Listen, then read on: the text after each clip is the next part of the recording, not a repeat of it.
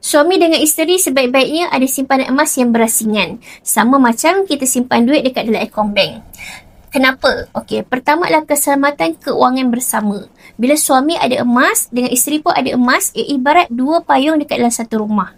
Jika berlaku apa-apa hal kecemasan, keduanya boleh cairkan aset emas untuk dapatkan duit di tangan. Okey, sebab kedua pula ia melatih disiplin kedua-dua suami isteri ni untuk ada tanggungjawab keuangan bersama. Simpanan emas isteri pelah semata-mata duit belanja dapur, tapi aset masa depan yang boleh selamatkan keluarga jika berlaku apa-apa. Sebab ketiga, bila suami dengan isteri ada emas, keuangan tidak terbeban pada satu pihak saja.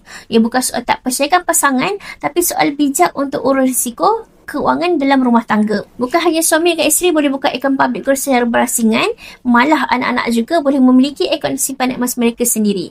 Pendaftaran dan simpanan emas dekat akaun Gap ni tiada apa-apa cas yang dikenakan, sama saja macam kita simpan duit dekat dalam akaun bank. So nak mulakan simpanan emas ni, boleh isi brosur dekat bawah tu ataupun DM untuk bisa bantu dan bimbing tuan-puan bagaimana untuk mulakan simpanan emas pada hari ini.